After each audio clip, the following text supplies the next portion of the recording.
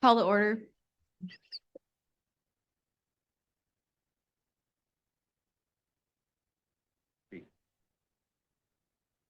All right, Bates did say this would work, but in the meantime, welcome everyone to the fiscal year 23-24 budget process. I'm excited for a whole nother year. Oh, details. Echo. Hinge hitting for Pedro Borbon. Many mota.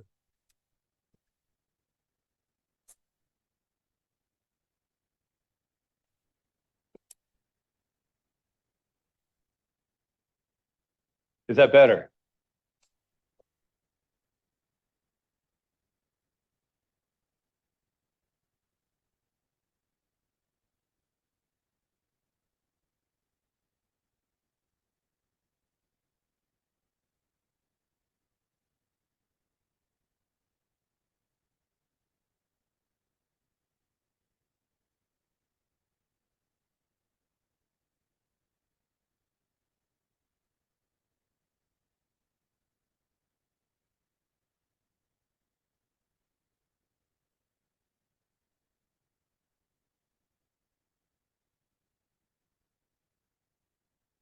Counselor Pratt.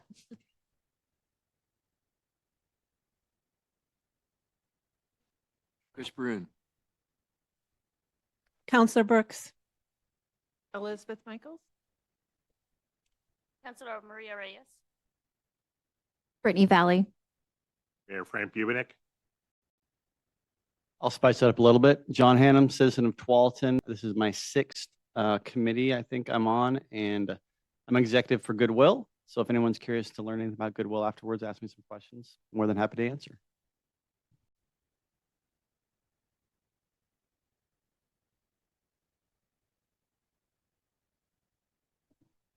Kelly Horsford. Counselor Sacco. Alyssa Clone as my first budget committee meeting. Councilor Gonzalez, my first term. Joe Tanous, my first meeting also. I'm gonna go with staff.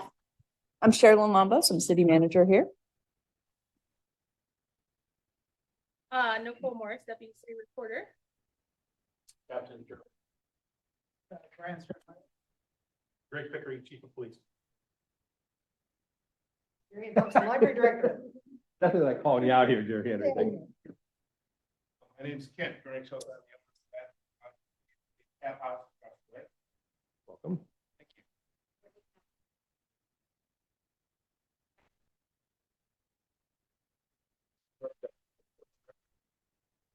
Rachel Sykes. Kurt Olhazer, street sewer storm manager. Let's jump back, get those two.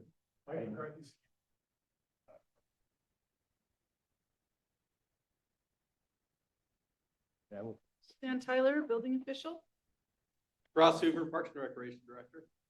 Terrence Leahy, water division manager. Matt Warner, Finance Director. I'm Cody Field.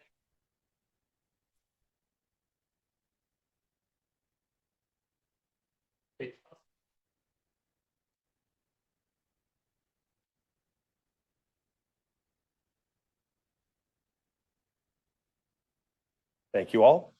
So as you see from the agenda, first thing we'll do is elect a committee chair. And I'll turn this back over to our current committee chair to handle this item, and the new chair will handle the approval of the minutes. At that point, I'll get into the budget message presentation. We'll distribute your budget binder to you.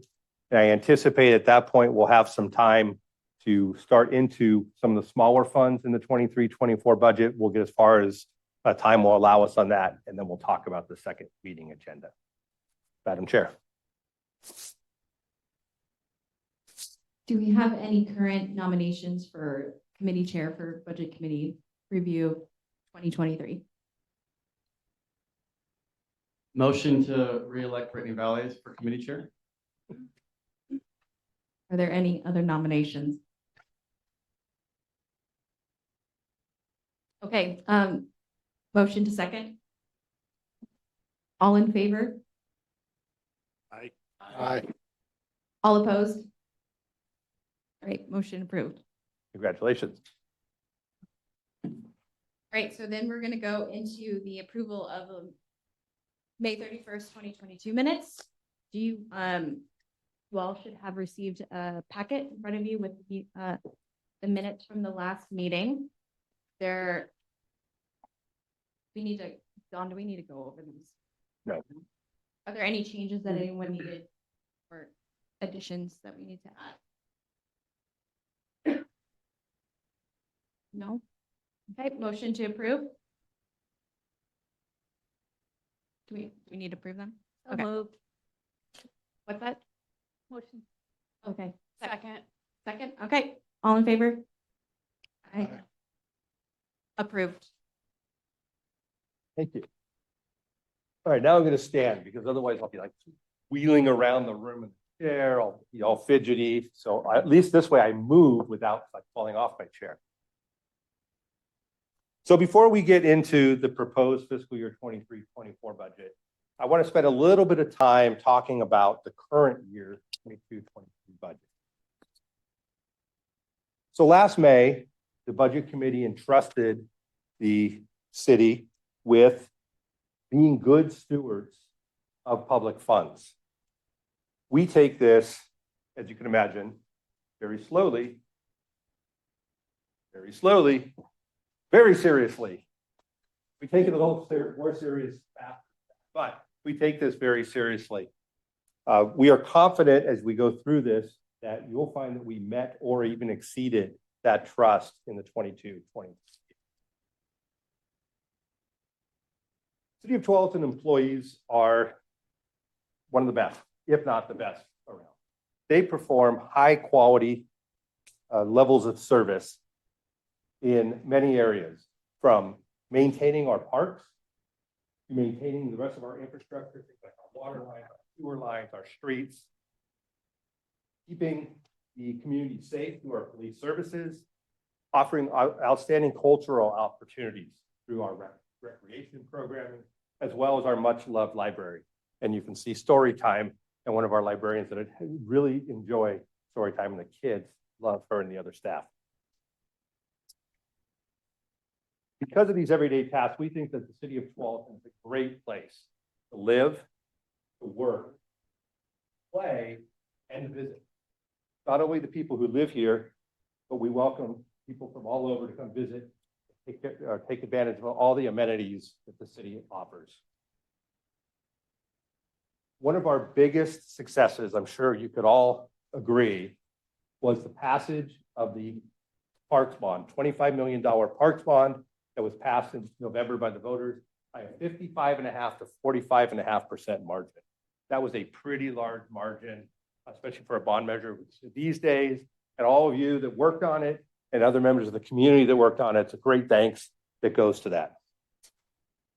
You can see up here the types of things the bond will be used for, creating the trail connections, access to the river, improved sports fields. That could be a partnership, cost-saving partnership with the school district. Upgrading our parks and other items you see on there. Let's talk a little bit about the bond sale. We actually sold $15 million of $25 million. We're required to spend within a time frame. We weren't confident in that percentage that we were able to be able to spend 85% of the $25 million within 3 years. So we were kept the comfort level of that. We sold $15 million. That was on April 12th. Before we sold the bonds, we did a presentation with Moody's Investor Services to get our bond rating. You've all heard me talk for years about our high bond rating. They maintain, these are some items taken right out of the credit opinion from Moody's, but I thought I wanted to share these things with you because it's something that I'm very proud of, staff is very proud of, and I know the council is pretty proud of as well. They maintained our outstanding AA1 rating. They say we have positive governance practices and supported our strong. Our financial position is strong. supported by management's conservative and realistic budgeting. That's something we are going to continue in 23-24. The city's financial profile will remain strong, supported by our conservative budgeting and solid operating. The city's operating performance is strong. And lastly, they mentioned that our strong governance profile supports our AA1 rating. It reflects both a strong institutional structure, policy effect. So these are all things that Moody's identified when they gave us a AA1 rating. I like to say we were close to getting the AAA rating. I was really hoping for it, but not quite there. But maybe when we go out for the remaining $10 million in the next few years. So because of that AA1 rating, and we timed being in the market, I was talking to our financial advisors on the mentioned this to you, Sherilyn, that even as of the next week, they have had sales they had to pull off the schedule because the market just was not as strong as it was when we went. We sold out, well, we had enough orders for all $15 million of the bonds within 36 minutes of the hour and a half. We had a high percentage of orders for the bonds we were selling. What all that translated to was we ended up with netting $17.1 million for projects. So if we sold 15 million, we got it at a premium. We have $17 million to spend on projects. I know Ross and his crew were pretty excited. They're already moving forward with working on continuing with the Vets Plaza, ordering some of the playground equipment is happening already, and some other items so they're ready to go and moving forward with things that the community wants when they voted for those bonds. Speaking of bonds, the 2018 transportation bonds, we still have a little bit of money left on that. So we're planning on wrapping that up in 23-24. But here's a number of the projects 22-23 that were completed and or are finalizing. We had some final work done on the Garden Corner curves. Okay, thank you. 95th and Avery, we had some improvements out there. Boones Ferry Road corridor, we're doing some improvements down there. A new crossing on 65th at the hospital. Implementing the new traffic signal at Blake and Alcea.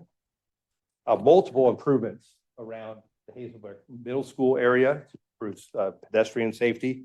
And a new bus stop up on Martinezzi and Mohawk. We continued our diversity, equity, inclusion efforts. The council appointed an equity planning group to develop and advise them on the format and direction of a permanent advisory committee. The group focused on making sure that all community members have a voice and can be involved in the city's governance.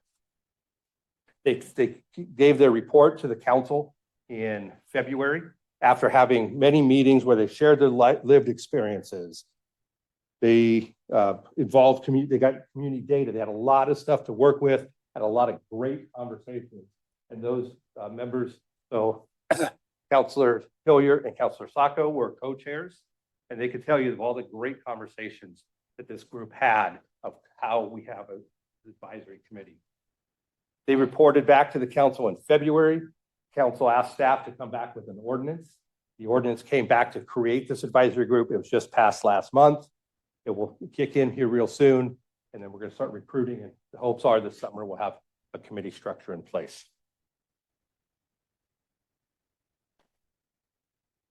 Parks and Rec was very busy. Some of the events came back pre-pandemic.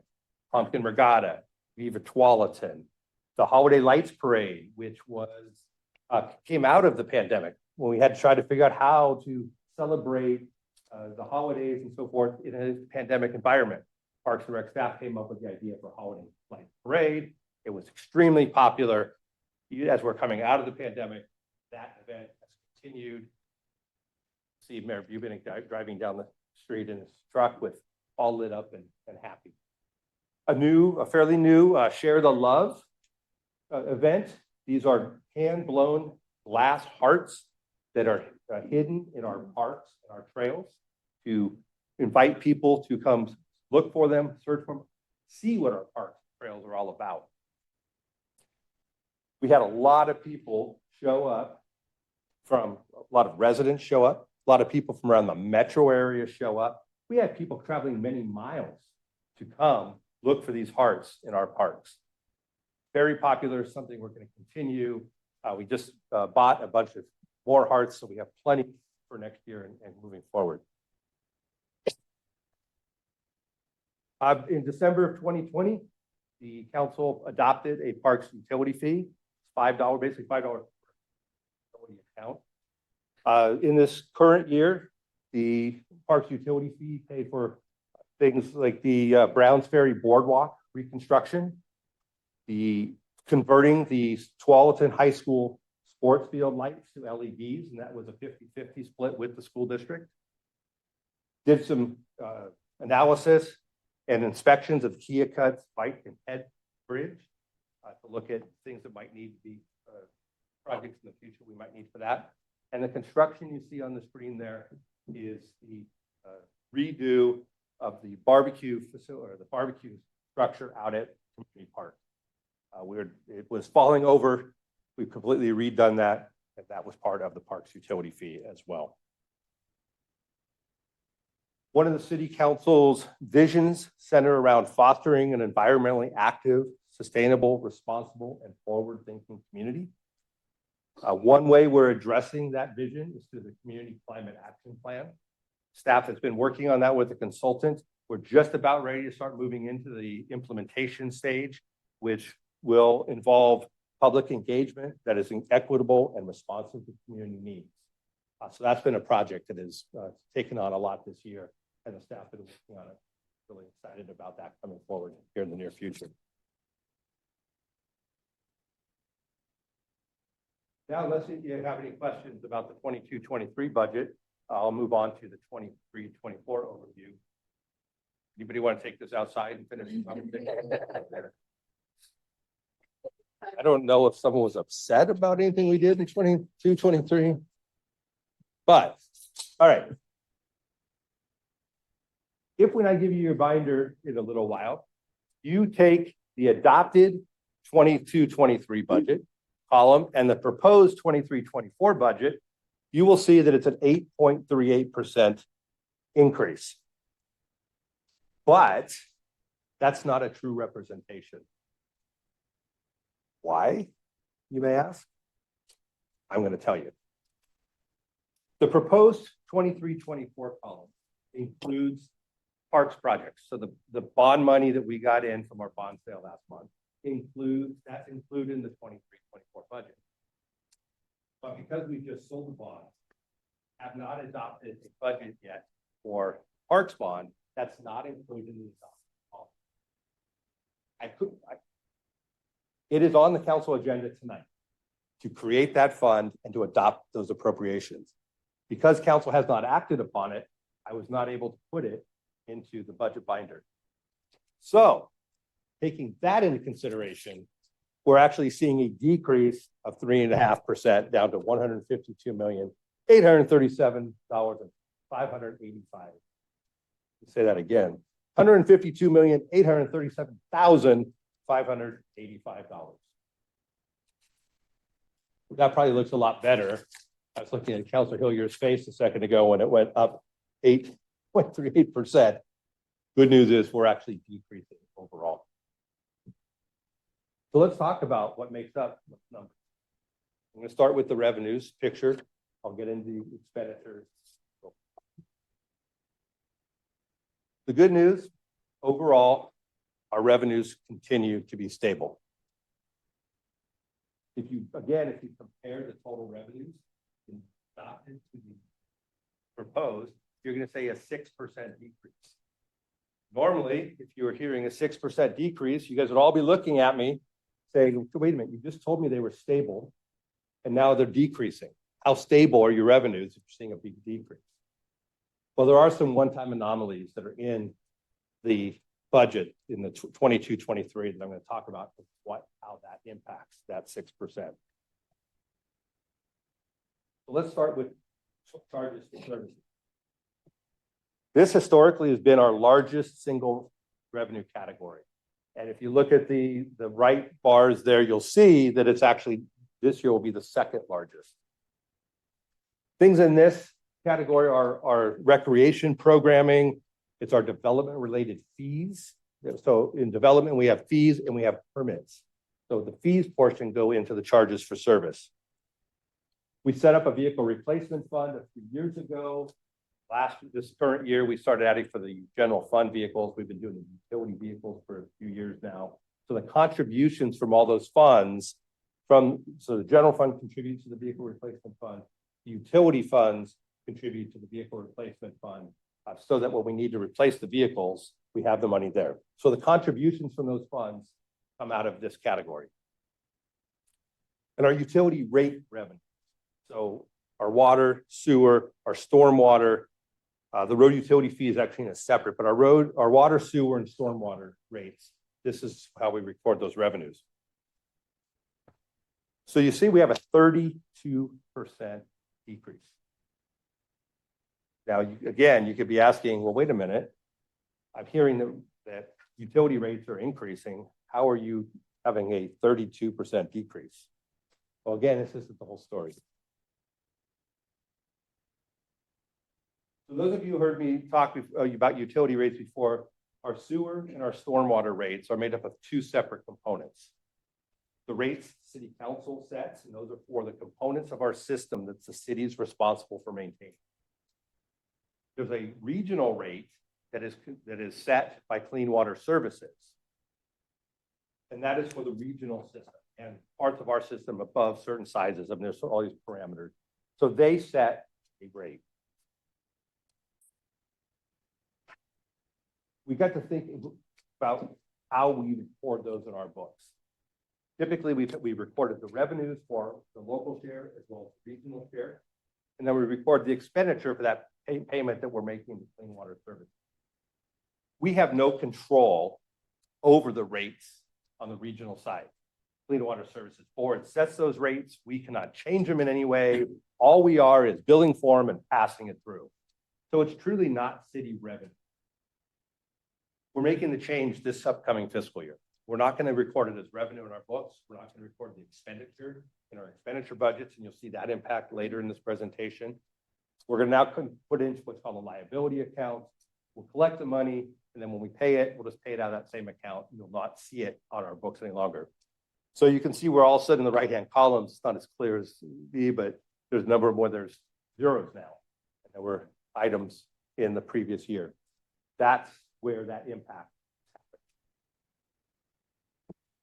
So taking that into consideration, our revenues are only increasing 6.64%. Most of that's due to the rate increases that I was talking about. We have water, sewer, and stormwater. The local side, there are rate increases built into this budget. That makes up a large portion of that 6.64%, as well as some increased development. There are some development fees that are paid that are in this category that are also, because we're seeing development around town, those revenues are going up. So this category as a whole is going up once you take that into consideration, the change in our economy. Another big decrease you'll see is in the intergovernmental revenue. Again, this is related to one-time that we see in the current fiscal year. This category, we record our state and federal grants that we receive. Our transient lodging taxes are recorded in this. So if someone stays in a hotel, they're charged a countywide rate as well as a city rate, and those revenues are recorded here. We are part of two different library districts, Washington County Cooperative Library System and the Clackamas County Library District. Those revenues that we get from them for the system, our library, are recorded in here. We provide two school resource officers in the school district. The school district pays us a portion of the cost for that. That revenue goes here, as well as we are a contract. We provide contract police services for the city of Durham. The contract amount they pay us for that is included as well. Our state shared revenues. This is the city share of liquor, cigarette, marijuana, gas taxes. They are recorded in this category as well. And there are certain projects that we are getting reimbursed. So we're building some sewer lines, we're doing some sewer projects. Clean Water Services are reimbursing us for some of those projects. The payments we get in from Clean Water Services to reimburse us for those project costs are in this category as well. I mentioned some decreases. This is going down about 20%. And there's 3 items in particular that were big amounts in 22-23 that of course were one time. The second tranche of the American Rescue Plan Act, $3.1 million was received in this current fiscal year. We have now received all the monies that we receive under that act. The mental health response team, we had a federal grant that covered our share, Tigard share, Sherwood share, and then some overtime costs related to that program for a year. That grant will be fully paid in this current fiscal year, and then we'll all just go on paying our normal shares. That grant was received this year and it will be done. And then for park acquisition down in the Basalt Creek area, the large majority of that cost was paid for under the Metro Green Spaces program. And so that is a one-time revenue source to our budget as well. Again, that's offset by some of those increases that we're seeing for more projects that are being reimbursed by Clean Water Services. I'm going to mention this under fines and forfeitures, but I don't want you to all rush out and speed down Walton Sherwood Road and run red lights. This category is going down in the upcoming year. Washington County is doing the widening project at 12th and Sherwood Road, which of course is part of the Avery intersection is part of that. They have removed the loop for that red light camera. So for about a year or so, we will not be receiving any citation revenue from that. So you're seeing a decrease in that category. Please don't tell anybody. Please don't run down. Chief, Captain, got it. You got to know where their cars are. All right.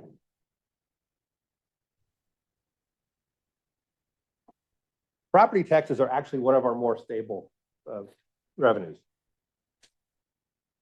Measure 5 and 50, of course, created a number of inequities in our system, but created a number of inequities and also is what set our low permanent tax rate. We have one of the lowest permanent tax rates in the county or in the metro region at $2.26 plus dollars per thousand of AV. That was set in Measure 50, not be changed. We're stuck with it. It did help us. So years like HERS 5 and 50, the housing crisis in 2008 and so forth, it actually helped us because we're not tied to the market values that are going up and down. And so we stayed stable during those times, but as market values have been increasing, we're still seeing a small growth in our assessed values. So now I'm going to spend some time talking about the history of the property tax system, talking about the impacts. Give me about an hour or so. All right. I won't. But as I mentioned, Measure 50 does limit our assessed value growth, though new development. So a house will generally go up 3%. That's built into the Constitution. But unless you make a significant improvement to your property, your assessed value only goes up by the growth factor. If you do a major improvement, there's certain types of improvements that could cause your assessed value to go up higher. New development in town helps us. That helps increase our assessed value. So we are seeing a 16+% increase in this category. And there are 2 factors. One is growth. We are seeing some growth. The picture up here is the new apartment complex. Well, I can always comments on the falls, and I always get it backwards, so it's over there. So we'll see that parts of that hitting the tax roll. So we're projecting a 4% increase in our assessed value for just the normal ongoing types of things that are happening around town with the development. We've been averaging the last few years 4.5% to 5%. But I like to go a little conservative because at some point we're going to not continue to grow so fast. The Autumn Sunrise subdivision is actually part of the Urban Renewal District. So all that revenue will come on will help the Urban Renewal District, and we won't see the city revenues on that for a number of years. But the reason that this is going up by almost 16% is the bonds. We levy for the bonds. We will start debt service. So our bond levy is going to go up about 29 cents per thousand, what we told the voters it would go up by. And so we now see a big chunk of property tax and revenue coming in under that tax levy, goes in this category. That's the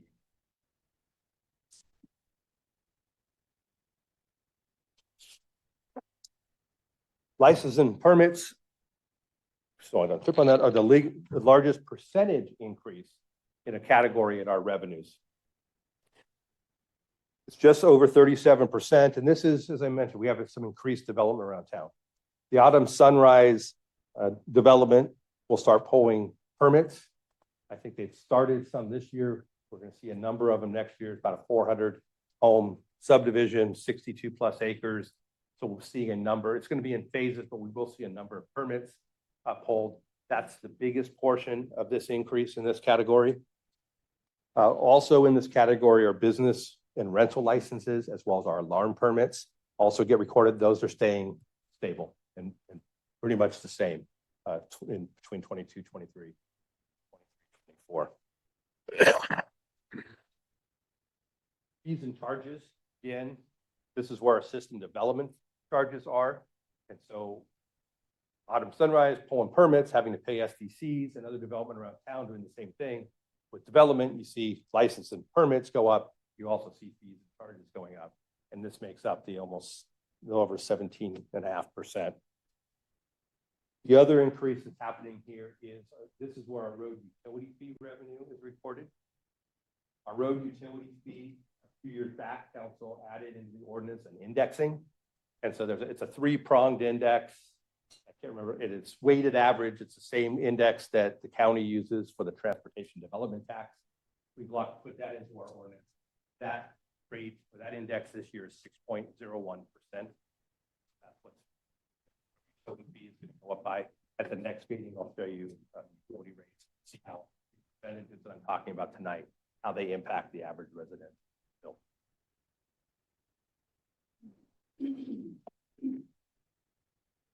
There is one decrease that's in this category. It's related, again, to that change in the accounting clean water service.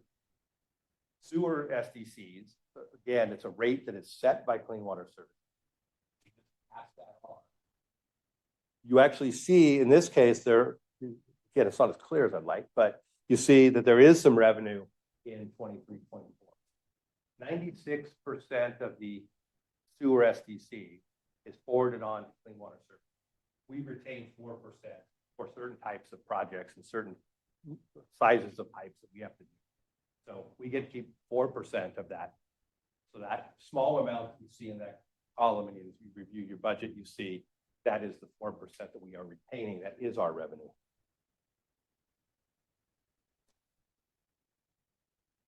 Franchise fees, these are a little hard to track a little bit. There's a couple reasons why. We've created a road or a right-of-way fee a few years back. We're actually now picking up a number of companies using the city's right-of-way for years and not paying for it. We're identifying more of those companies. So we are seeing increases as those companies, we're identifying them and they're hearing about our right-of-way ordinance and are actually paying us for use of it. And also, the other reason it's a little hard to project sometimes is, of course, electricity and gas, a lot of times are dependent upon the weather. If you've got a gas furnace and it's a colder winter, you're going to use more gas to get an electricity side as well. Can anybody project what the weather's going to be in the next while? Can we project what it's going to be? Did you know it was going to rain like this tonight? So it is a little bit harder. We did see an increase in our PGE franchise this year. We think that's going to stay at about at least that level, maybe go up. So we are projecting an increase in this category of over 8.6%. Transfers and others, you are seeing a 23% increase. We're in a different interest rate environment. We are finally starting to earn some money again. Last year, I initially told the departments to budget 0.5% on their idle funds. Before we adopted the budget, I bumped that to 1%.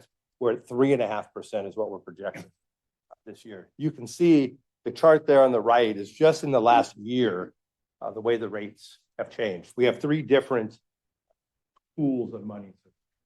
We have money that we put in the state's local government investment pool. That's very liquid funds that we can get to.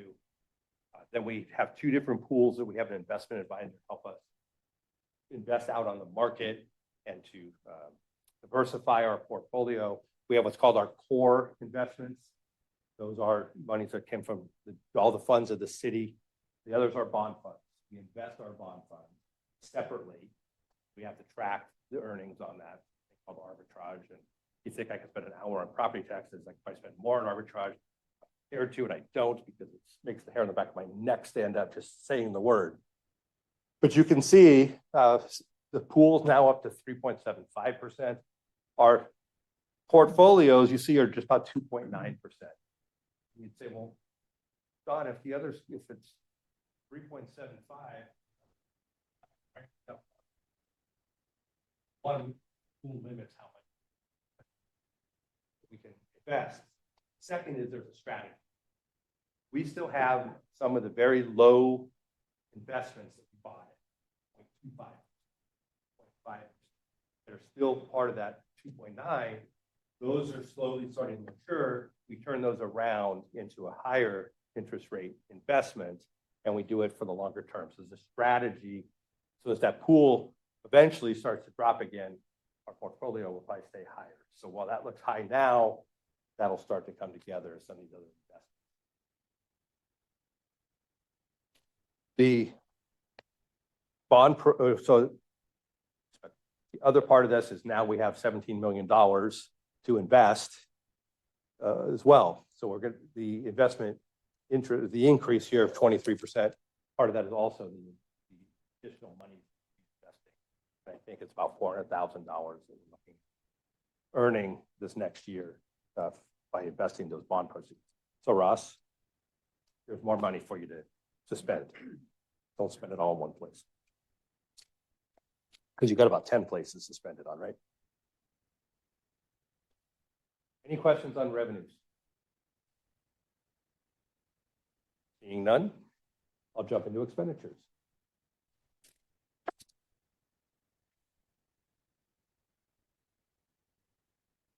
So our expenditures, when I talk about these numbers, it's our requirements, less our contingencies, less our reserves, less our unappropriated fund balance in the general fund.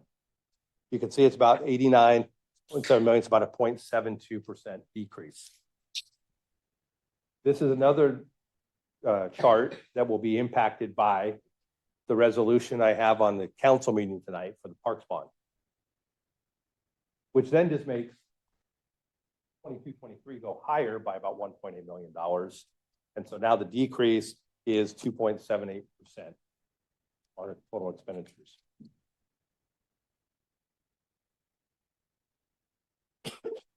Getting into some of the details of that, let's start with the capital outlay category. This is the largest category increase in expenditures in the upcoming year at about just under 17%. We have $34.6 million budgeted in capital outlay in 23-24 with a number of exciting projects planned. We have transportation projects in 2024 budget. We have some projects under the American Rescue Plan. The Parks, of course, Parks Project Fund, which is a fund. Number of projects starting to spend that money in the 23-24 budget. The Park Development Fund, which is our Parks SDC. We have a capital project dollars in there. And then, of course, we have a number of spending this year. Those are our water, sewer, stormwater, and so forth. The roads. We have over $8 million in transportation projects in the 23-24 budget. On the upper left-hand corner there is the Walton Sherwood Road from our C2-5 project in the bond fund. The one below that, you can't recognize the Google Maps street view from that. It's Herman Road and Seipel.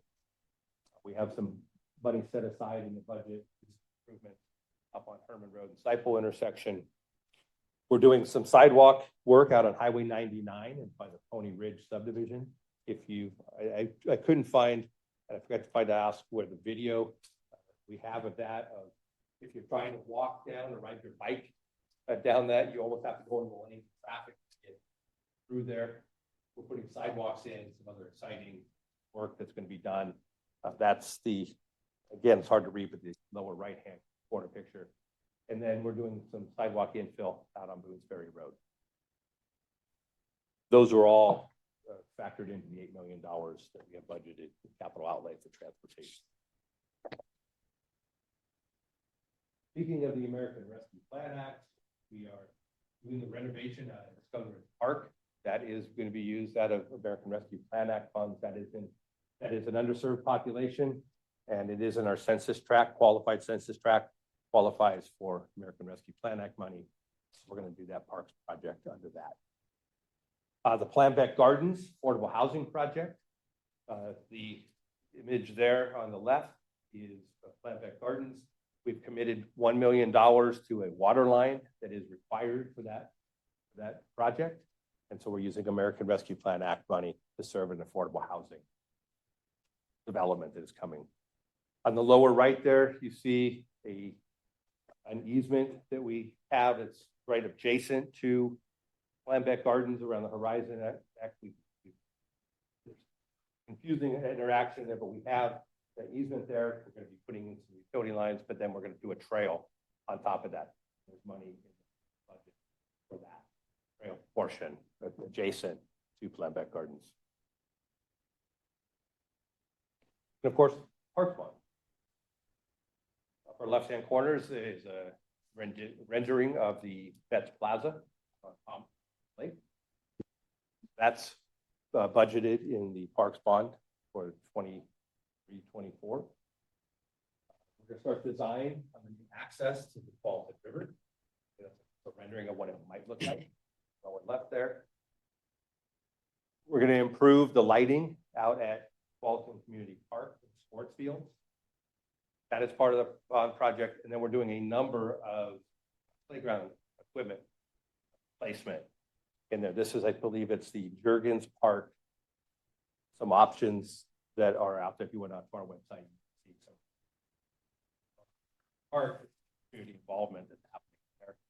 We have a number of park playground equipment that will be replaced under the bond. I think there's another one on the council agenda tonight. Council recently adopted a resolution to use a cooperative purchasing. I've got 2 others, so that'll be 3. And we'll start ordering them. They take a long time to come in for a number of reasons right now. One of these projects will be done in the fall.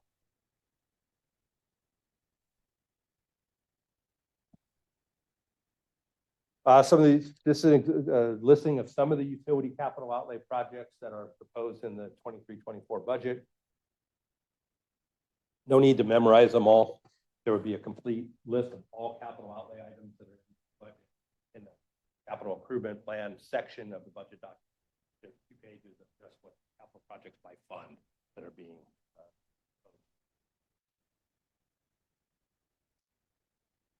personal services. Our employees are our #1 asset. Without them, we would not be able to provide the high quality services that our resident community expect from us, and we provide.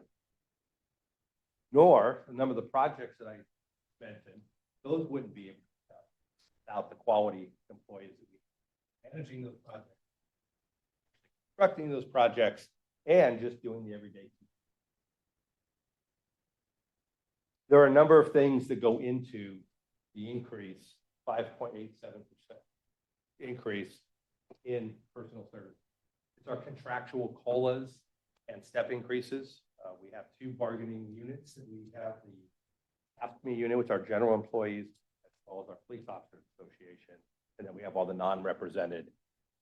We don't have a contract with them, but we track COLAs and step increases fairly similar to those units. Health and dental benefits are part of this section. We are part of a statewide pool, city, county insurance services, where we buy the insurance coverages, health and dental through them. pooling, so we get advantage of buying power basically across the state, and it keeps our health and dental lower than if we just had on the open market. Those rate increases are coming in much less than we initially anticipated. Still some fairly significant increases on some of the coverages we offer. They're manageable and reasonable, and some areas are coming in less than we anticipated before they were released. PERS. Everybody loves to hear about PERS. Can't go a project a year without talking about that. I think last year I didn't talk as much about PERS. The good news, so PERS rates are set in a biennial rates. So they set them for the 2 years. We are going into the 23-24 first year of our 2-year rate. Our PERS rates, the PERS system had some pretty good returns. We're about a year behind when the evaluations are done to what we get our rates. The rates are set based upon valuation. We're seeing some fairly minor increases in our rates, contribution rates, a lot less than we were initially anticipated. Of course, now the rate of returns this last year weren't as high. We know that we're going to kind of make that up a little bit in the future, but we've got 2 years so that happens. A couple years ago, though, the state had a matching program if you set up a side account. Side accounts, it's almost like a savings account that gets amortized over about a 120-year period, but then they take a piece of that money and goes toward offsetting what rate increases we would have had. So the state had a 25% match. Money towards the side account, they matched up 25%. We took advantage of that program when it happened a few years back. We put $2 million towards our PERS liability. We had what was called transitional liability. So a number of years ago, the city went to PERS from a separate retirement system. We went into PERS. They charged us a transitional liability. Again, over a number of years. So we paid that off first. That was about $1.2 million. And then the remaining part went towards our side account, and then we got the 25% match on that. By paying off the transitional liability, we saved about 1.45% on what our rate increase would have been. And then the side account saved an additional 60 plus cents. So we start saving about 2%. Our rates, what it would have been, the rate growth would have been had we not by paying off the transitional liability plus the side account. And that will continue.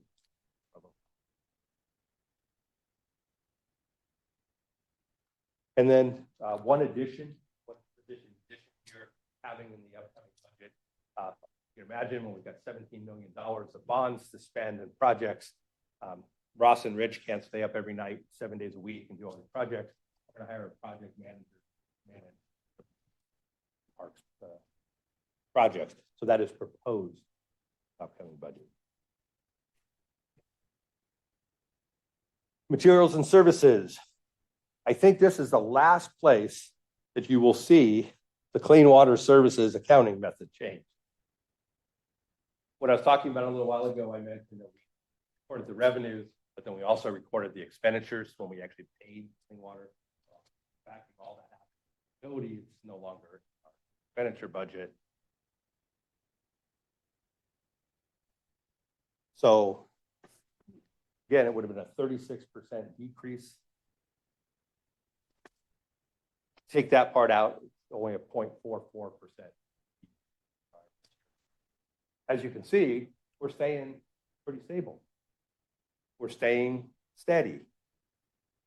Our departments continue to do an outstanding job of looking at items that are outside of our control.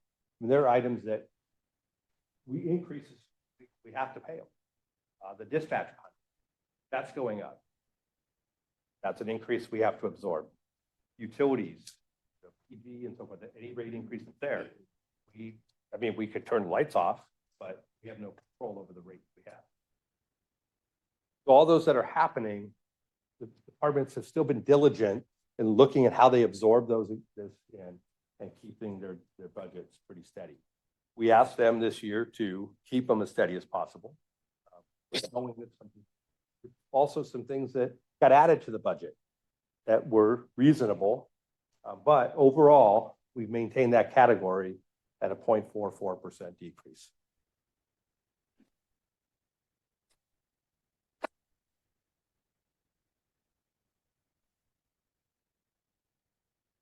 As I said, they diligently maintain their budget.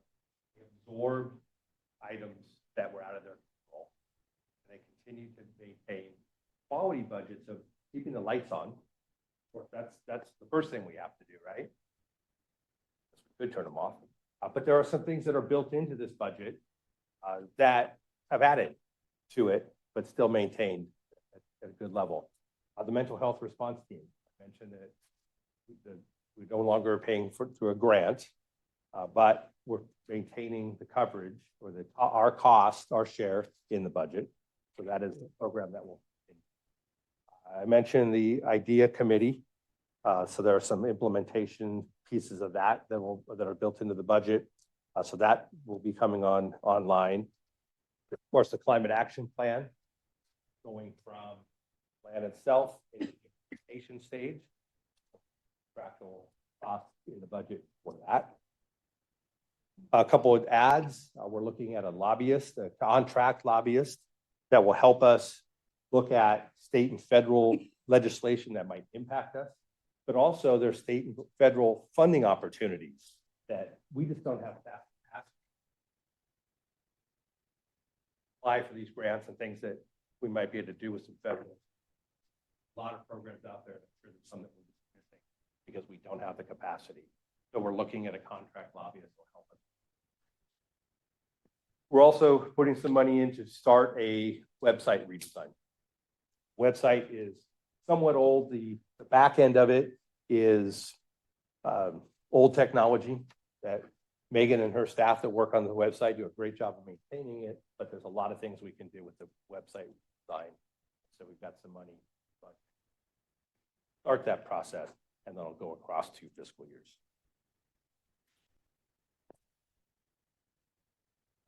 Talking about some infrastructure, there are 2 projects that have some one-time funding as well that are related to our infrastructure. The first is our pavement condition index. It's the index of how well our streets are maintained. We're looking at having a full analysis of our streets and what that PCI looks like, as well as how do we continue to, what plan do we put in place to maintain that, keep whatever level of PCI we decide we need to have on our streets. How would we go about doing it? We've been using a computer software company or computer software for it. We've used some engineers to look at it. We eyeball it, but we think it's now time to do it. Investing some one-time money in the upcoming budget to do an analysis of the PCI in our street. The second is in our software, in our hardware network. A lot of things are going to the cloud. We have a lot of on-site premise solutions. At what point are we going to need to go to the cloud? What's our infrastructure needs? There's a lot of pieces. One-time money to do that full analysis so that we're prepared and we've got a plan in place for when we need to do those changes and those upgrades.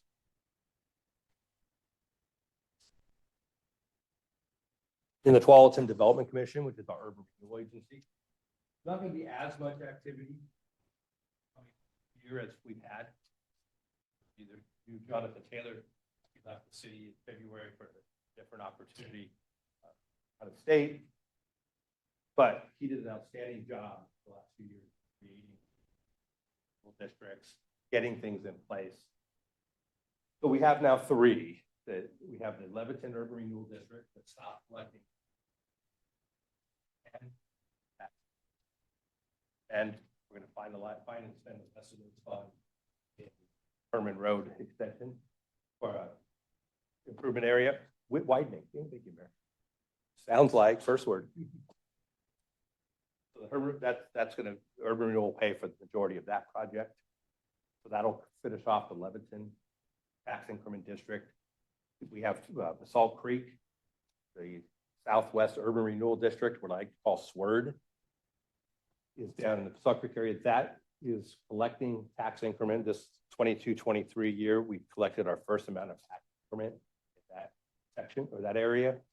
We'll be putting that aside so we can have enough money to start paying projects.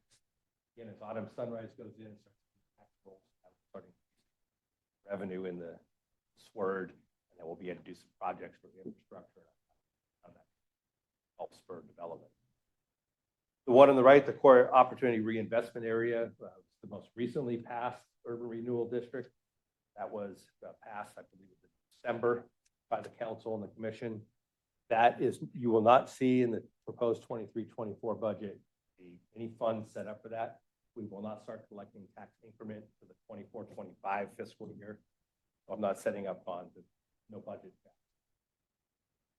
So in 24-25, you'll see the creation of that district's created. You'll see the funds that we account for the tax increment in the spending. Those funds will be set up in 20.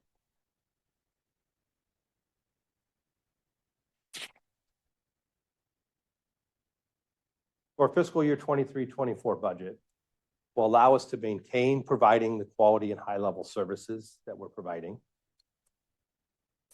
We are able to complete some additional projects that are programmed in this budget. We're going to do so while continuing to be good stewards of the public funds that hopefully next meeting you'll entrust us with, and the council will adopt the residents expecting from us. Be good stewards of those public funds. And we are very excited about what.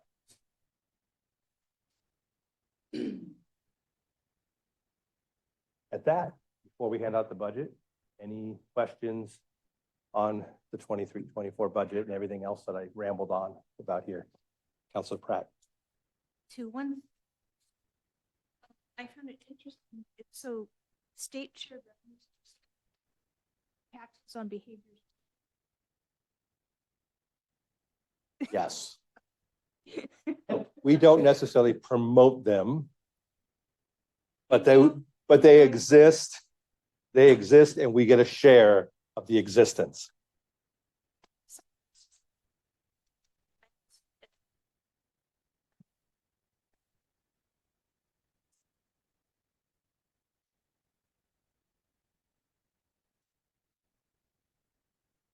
With all we've been through with the Parks Fund, I always wonder why we don't, the asset replacement for things we know. That, and I also think if we set funds that give. So I'm wondering, how that would happen, and then would that come out of the parks budget or would it be general? It would come out of the general fund, whether we decide to, I think if we are setting up a parks replacement fund, we would take the funding from the parks budget. It's got to come from the general fund monies somewhere. The way we fund the replacement of things, capital items that need to be replaced in a year, and even for the next budget, is we use one-time revenues and our reserves and contingencies. Those are utilized for one-time items. So we've been able to do that. It's kind of a pay-as-you-go. There are some areas that we're behind, but unfortunately, it's still a limited. We still have high levels of reserves, so there are one-time monies. And in the general fund, we have a prioritization committee made up of representatives from all the departments that come together. They have an amount of money to spend in a year, and they prioritize projects across the organization, paid by the general fund, that go into the capital program.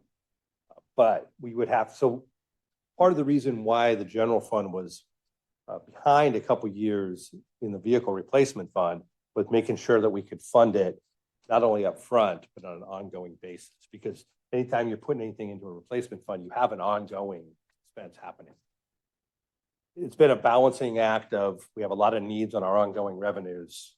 That has just been one of those things. So we use our one-time monies when projects come up and need. Not a great answer. It's worked for us to a certain extent, but we monitor that on an ongoing basis.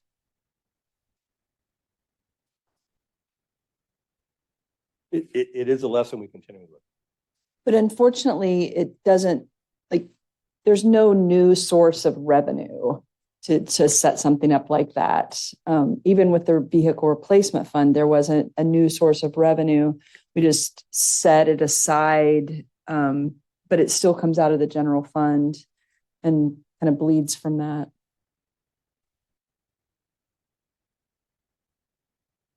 Any other questions? All right, well, let's take a few minutes. We'll pass out the binders, and then I think we do have a little bit of time. Council meeting starts at 7, so I need to wrap up, not right up to 7. I need to wrap up this meeting, plenty of time so that we can rearrange things a little bit and kind of get ready for the council. So with that, take a little break, and we'll get the budgets kicked off or passed out, and then we'll get into the next step.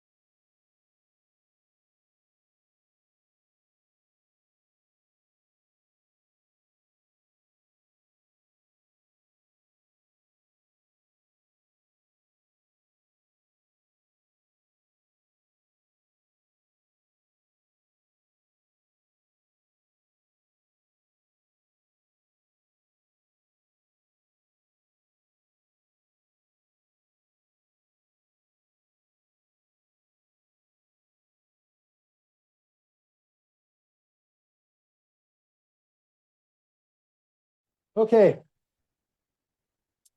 Call to order. All right, so what you have in front of you is the 23-24 proposed budget document. Again, thank you to my staff. Lisa Thorpe does a lot of the creative and a lot of the work on it, and Matt Warner, assistant finance director, that does a lot of help with the numbers and getting the document together. Without the two of them, I wouldn't be standing here because I'd be passed out or something trying to put this together. It wouldn't look anywhere near. You'll have 3 weeks. Our next meeting is the 30th. You'll have 3 weeks to go through the document at whatever pace you want, how much you want to go through it. What I do ask, favor, is as you go through it, any questions you have, please send them to me for the next meeting. Doesn't mean you can't ask them that night. Doesn't mean that that's the only question you get. Makes it a lot easier to make sure I have a full answer for you at that meeting. Those of you that have been on the committee before know that I will put together a document, a question and answer document, and we will go over all those questions during the meeting, whether they're part of the presentation that I've already prepared for the meeting. And if it's not part of my presentation, at the beginning of the meeting, I'll spend a few minutes going over them. So it makes it a lot quicker and easier, and make sure that I give you a full answer. Give me the answers too, if you could. Give me the questions ahead of time. Don't get my email address. Call me if you want as well. I'd be more than happy to talk to anybody. But spend the next 3 weeks going through it. See if I can remember all the sections off the top. The reader's guide will kind of talk about the layout of the budget. We have the budget summary. It has the summary of all the numbers by fund. Then we get into the revenues. Capital Improvement Plan, Baltimore Development Commission, and then the appendix things as well. Hopefully you have everything that you may need to review and have a very good comfort level of our proposed budget in front of you. Happy reading. So let's spend a little bit of time tonight. What I'd like to do is go over some of the, especially the smaller funds that don't have a lot of activity in them, to get them out of the way tonight. Doesn't mean that you can't ask a question about that fund. It doesn't mean that this may be the only time we touch it. It's just there's not a lot of activity. I've got the time this evening. I can get these out of the way. 30th, we can really focus on some of our bigger funds. Our general fund, which is our main operating fund. Our other operating funds, our building fund. Some of the other bigger ones that have a lot more detail and activity. We can focus on those by getting these out of the way.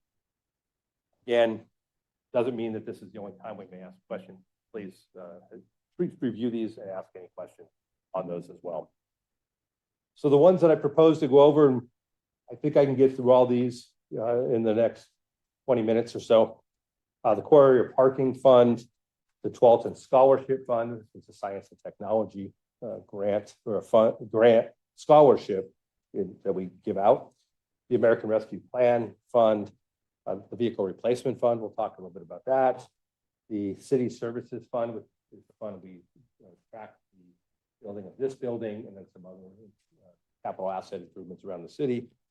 And then we'll get into the development funds. This is our Transportation Development Tax Fund, and our Parks Development. So these are all like our FPC funds, our Parks Development, and our Water, Sewer, and Stormwater Development funds. And then I'll talk a little bit about our debt service fund. We debt service for all the outstanding debt.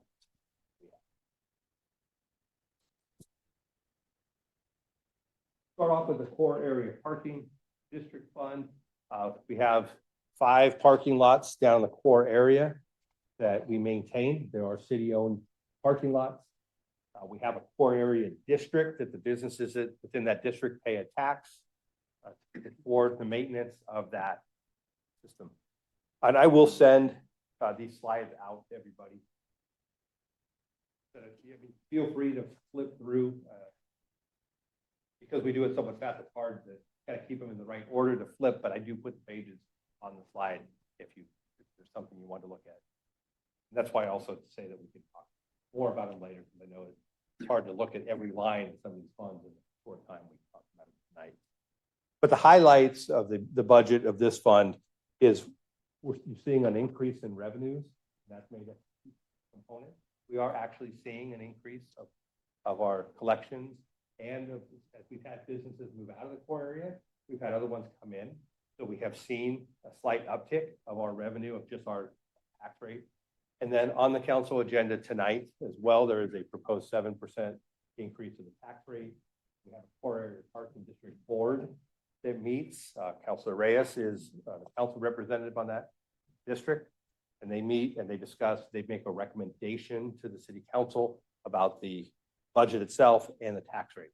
They are recommending a 7% tax rate, and that ordinance is on the council agenda later tonight. The capital items that are in this fund, so what's programmed in here is just the normal maintenance of the parking lots, but we are starting the ADA improvements in the blue lot, and so the design for those improvements will be are proposed in the 23-24 budget with the actual improvements that will be budgeted in 24-25. The next is the Tualatin Scholarship Fund. This is an endowment we received a number of years ago. We have to keep the $50,000 amount of the endowment. We don't pay anything out of that. We pay for scholarships out of interest. We talked about interest rates for the last few years. We've struggled to make sure we could do, we've done some $500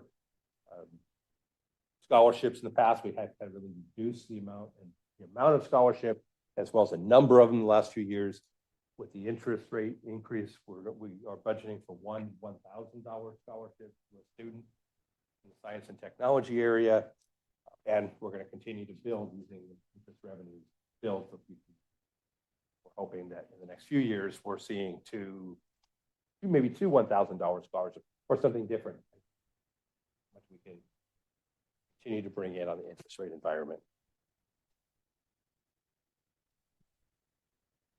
The American Rescue Plan Fund, again, these are the projects that I talked about a little while ago, the $1 million water line project for the affordable housing Flat Gardens.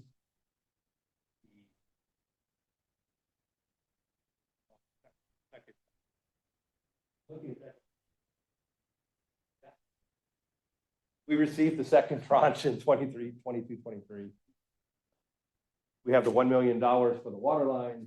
We have the Stone Ridge Park renovation, and then the trail section of the trail. No more revenue coming in. but we'll continue to spend down our funds. We have till the end of calendar year 24 to obligate the funds, and they actually have to be all cash out the door by the end of 2026. So you have a little bit of time, but we're working through some of the other uses for the rest of it, and we'll continue to cover about that. The vehicle replacement fund, again, we have the contributions, the payments into it from the utility funds, from the building fund, and then the general fund, and that is in the maintenance services budget. If you're looking for the general fund contribution, you find that in the services budget. The others in the water operating fund, pay for theirs, the building fund, so forth. We have a number of vehicles and equipment that are proposed to be paid out of this fund this upcoming year. These are all for our replacement schedules that the maintenance services staff has. They also do a really good job of looking at all the vehicles each year. So just because it's on the schedule does not mean we're automatically going to replace it. Our maintenance services department does an outstanding job of maintaining our vehicles on a regular schedule and get the most use out of them, and within a safe manner, obviously. So they look at all the vehicles that are proposed to be replaced in the upcoming year, determine whether or not they really need to be replaced, or they can push it off a year. So, but the ones that are planned to be replaced in the upcoming year are ones they've looked at, are on the schedule, need to be replaced. We also have some vehicles that are in the 22-23 budget that we just can't get in yet. There's been some long waits, especially on the police vehicles. And so we're proposing to carry over a number of vehicles that we've ordered, and we're just waiting. It's going to be after July 1 before they come in. So there's a combination of new vehicles to be purchased as well as ones in this budget aren't going to be received and paid for in 22-23. There's a number of public works vehicles and equipment related to those vehicles, parks maintenance, there's a landscape trailer and tractor and truck, police vehicles, one of the police motorcycles is on the replacement schedule this year. And then we are in our engineering. We have vehicles that we replace in engineering. The department also does a really nice job of looking at what options are out there for electric vehicles and determine when it's the appropriate vehicle to buy electric. We do have some charging stations that are coming. Are they done? Not quite yet. Okay, up against the fence there, partnership, and that we've got some electric charging stations, so when we have those vehicles, we can charge them, which is nice, right? But we are starting that trend to go to buy electric vehicles. Councilor Brooks.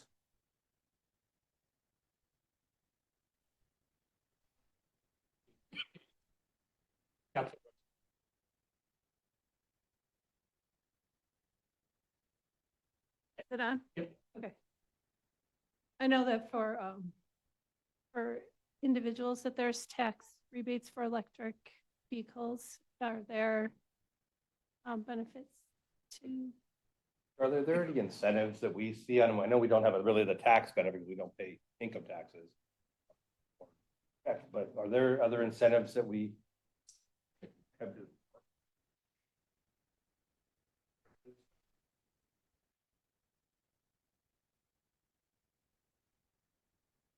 States can also buy vehicles under a statewide purchasing program, but electric vehicles have been pretty hard to come by. So I think we bought vehicles off a lot and we can get the state rebate price. So.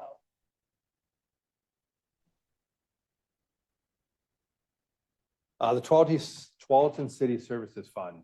This was the proceeds of the loan that we took out for this building, and then we had some other proceeds. There is some money that is still remaining. The fuel tanks, but yes, we have electric vehicle stations, but we still have vehicles that operate on gas. We need to relocate the tanks that are right outside the building here. They're real safe, probably safer than most people. We relined them a number of years back, but EQ long things, we need to relocate them in another part of the facility. And so we've been saving some of that money to pay for that relocation. We were ready to do it, and then, but like anything else, the prices got astronomical. So we've self-insured our tanks till such time as the pricing becomes appropriate, and then we'll move those tanks. So that's what the remaining money.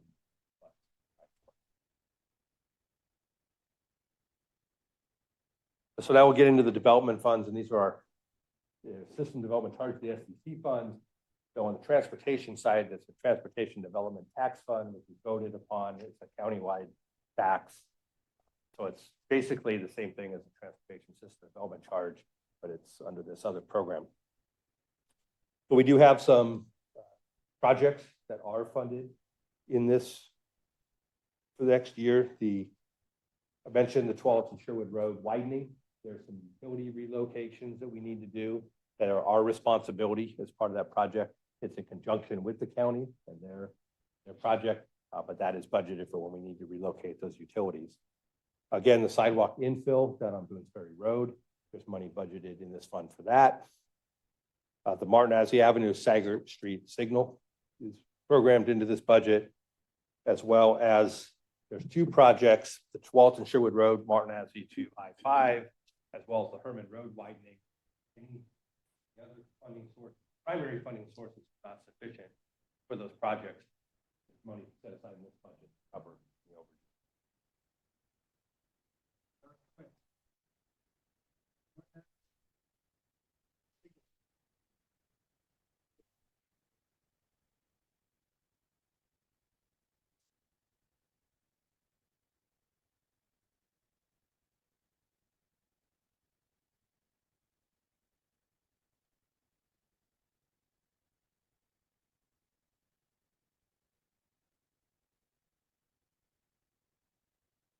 In the Park Development Fund, I guess I'll point to that slide. You can see what I'm talking about. There are two items in here. So I mentioned, or I did not mention, but we have a grant also for the Tualatin River extension under Highway 99.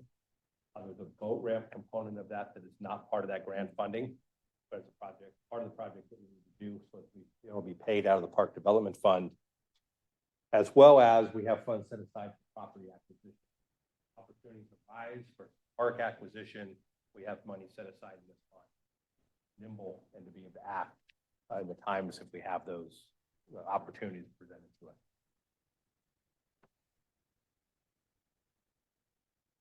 So in the Water Development Fund, so in our System Development Charge Fund, we have operating funds, and we have development funds are just these collections and then payment for the portion of projects that are eligible to be funded under SDC. These are project has to have a growth related component basically to it. There are restrictions around what you can use an SDC for. When we have projects that have a component of SDC, but it's not 100% eligible to be funded through SDC, we budget the whole project cost in the operating fund, and then we transfer that portion of the project that is SDC eligible, we transfer it out of the development fund into the operating fund. We do that so we keep the development fund. We're transferring other monies in and all that. This keeps us, we have project costs all in one place, but then the funding source comes from the appropriate places. So we have three projects that have an SDC eligibility in the water fund that will be doing that transfer. So the full cost is in the operating fund, and the percentage that's eligible, you'll see here, it's a transfer out of the water operating fund. This is for our SCADA system improvements, our B-level reservoir transmission line upsizing, as well as the sea-level pump station project. So these are all, you'll see the transfers out from water development to water operating, and the water operating fund and the revenues, you'll see the transfer in for the same amount. Sewer development, got no SDC projects scheduled. Bert, you can go home. Bert, you got a lot of other good things you do. Stay here, please. Stormwater development, these are projects that are budgeted 100% in the development funds. The Salt Creek Stormwater Master Plan, we're looking at, because obviously there's different components for storm water down in that area. So we're adding on to our regular stormwater master plan by doing that one in particular to that area. And then the conceptual design of the Nyberg treat stormwater.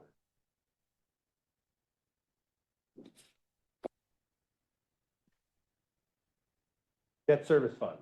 So we have two separate funds under debt service. We have a general obligation bond fund. And those are the, we have two bonds, now two bonds that are outstanding, the 2018 transportation bonds. That was actually, we sold for the new bond money for the transportation projects. And then we refunded two other outstanding ones, park bond and a library, still outstanding. We were able to do better rates by refunding it, kind of like remortgaging, a refi on your mortgage, same basic concept. So we wrapped that all into the 2018. So the 2018 is our transportation plus a couple of refundings. That's outstanding, and plus now the park bond. This is where we pay our debt service out, and this is where we then also collect the tax levy collect for those general obligation bonds. General obligation bonds are bonds that are backed by the full faith and credit and our taxing authority. We create a tax levy. This new bond will raise the rate up 29 cents per thousand, 85 cents per thousand. It's a new tax rate. And then under the, what's 87 cents? Look at that, I was close. The enterprise bond fund, these are, we have some outstanding bonds, revenue bonds, placed a number of years ago. Again, able to actually use our full faith and credit backing, so I got a better rate than we would have paid the revenues coming in. We still obligate the revenues from the water or water rates. Those are outstanding. When we built the warehouse out here, we took out a loan, a bank loan, pay for the warehouse. That's got, I think this next year we'll pay that one off. And then we took a loan out for this building, and those are out of that fund as well.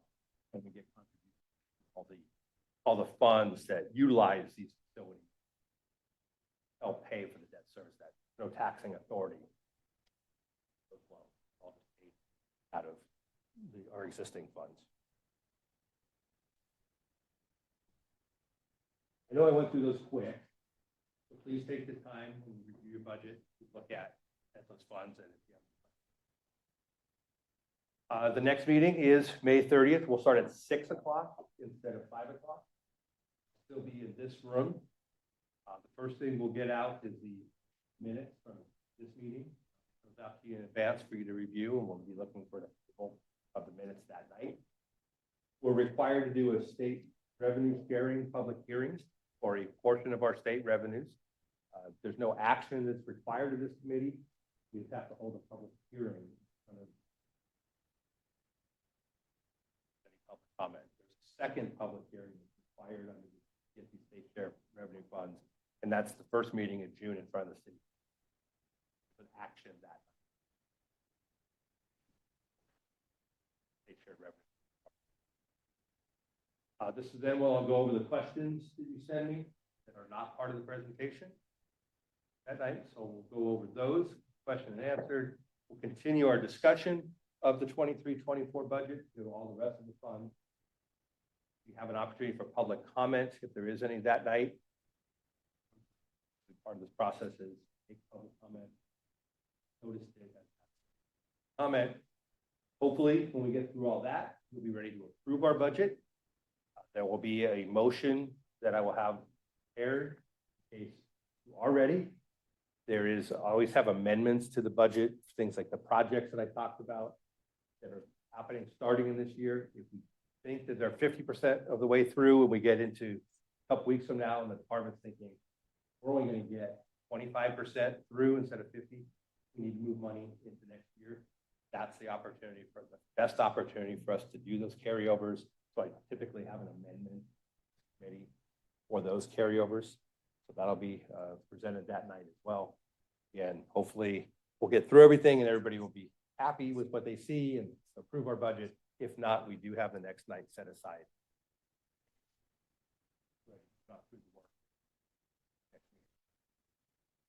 At that, I'll be happy to answer any questions.